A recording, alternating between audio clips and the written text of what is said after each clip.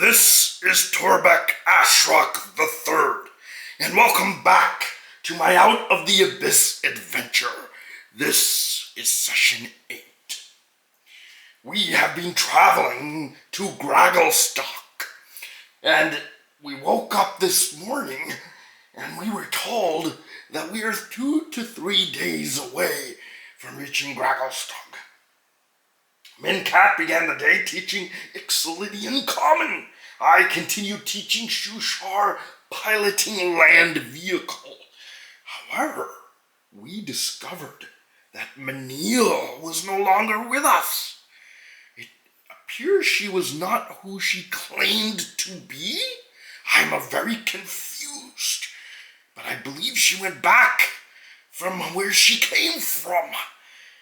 And if it is true that we have seen the last of Manil, I will miss her. She was a friend. And as such, we lost an ally that could produce berries to quench our thirst and hunger. As such, Varn decided to buy 150 pounds of rations. 150 pounds!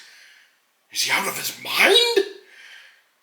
But he decided to store it in our vehicle, the battle chariot.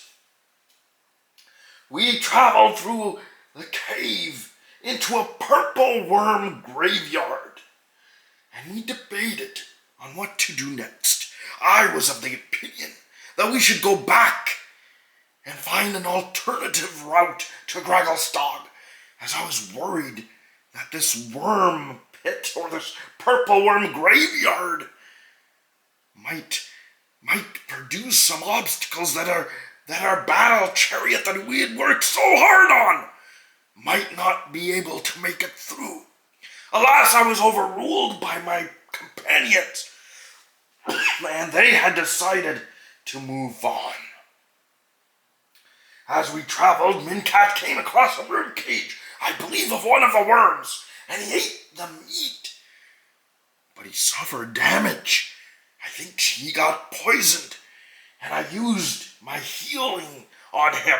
I wouldn't have had to use it had we gone back. But alas, I was overruled. I helped teach Ixolydian Common. Mincat, Infernus, and myself, Eric, and Shushar, as we continued to travel, fell through a hole in the ground. Are you kidding? I think this is the third or fourth time that we have fallen through a hole in this adventure. I decided to enlarge Infernus so he could help us out, and the giant was able to lift us out. But alas, Mincat discovered a door, and curiosity got the better of us. I gave my portable ram to Infernus, and he broke that door asunder and allowed us to enter. On the other side, we found a room with several paintings about a Duergar family, and at the end there was a door. Varn and Mincat made offerings that revealed a secret opening with a silver box. Varn changed shape into a person from the painting and opened the box and found a ring. Varn, he is so clever. I would never have thought to do such a thing. As we went to the door and opened it, we found that it led to a hallway with 4 doors. We heard grunting sounds from one of the doors, and Varn and Eric decided to enter to investigate. It turned out to be a ghoul that wanted to attack us. I used my channel divinity, turn undead, and scared the ghoul. My companions decided to converse with this ghoul. Turned out that the ghoul thought Eric, Mincat's demonic friend, was a god. Can you believe that? A god! Has this world gone crazy? It is a ghoul after all. Eric convinced this ghoul that we were friends. The ghoul showed us his holy grass that had a reddish hue, and if you looked at it for too long, it made you feel upset. But the ghoul assured us that the longer you looked at it over time, it had some healing powers or even rewarding powers of some sort. I don't know if I trust the ghoul. The ghoul wanted us to help him find his satchel, or retrieve his satchel from a meat pit, which was just out of his reach. Mincat decided to try to get the satchel, and encountered a gibbering meat mass. Mincat shattered the roof on the gibbering meat mass, bearing it. However, it got up and tried to attack, but missed Mincat. Varn used some psychic spell to deal damage to it, and the ghoul could not bear us attacking its friend and decided to join the gibbering meat mass. Can you believe that he violated his oath to Eric, betraying our trust? But it is, after all, just a ghoul. I used my warhammer on the ghoul and dodged its attack.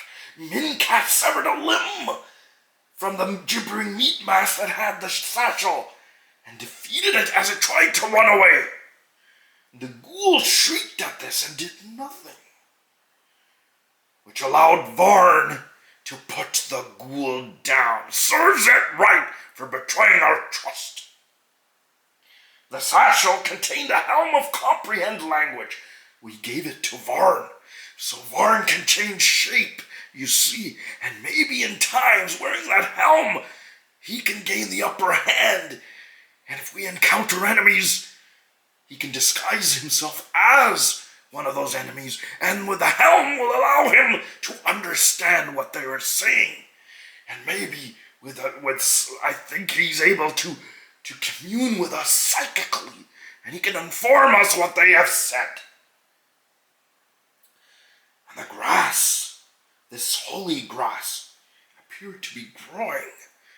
We decided to move away from it quickly. We also found a book. It was called Near Far, How to Die.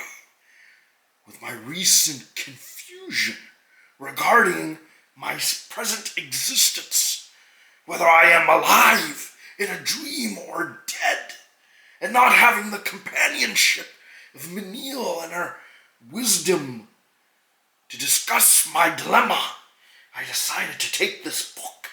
Hopefully, it can give me some more answers into whether this is a reality or a dream, or worse. As we continued to explore, we found a door that was closed. As we opened it, it led to a long corridor, and it had a sign in Dwarvish saying this way to Gragglestock. Apparently, we found a secret way to Gragglestock. And it turned out that it seemed that the ghoul was part of a trading party of some sort. Don't know what happened to the trading party. Maybe it was coming back. We decided to quickly explore the remaining area before we took this passage. Or maybe we also need to go back to our battle chariot. I do not want to leave it behind, given how much time we spent working on it. On one of the rooms to the right, we found a bedroom. And within the bedroom, there was an ornate longbow under the bed. I gave it to Mincat, as he had proficiency in it. The dwarven bedroom also contained a grand chest, and Varn discovered a gas trap and disarmed it, and within found gems. As we came out, we heard noises. Noises that bones make rubbing together, coming from one of the other rooms. I surmised that it might be skeletons. And as we opened the door, we heard more of these noises approaching us from within. But alas, I will pause the session here and join me next time to find what is beyond that door. Is it indeed skeletons? or much worse. Until next time, take care, my friends.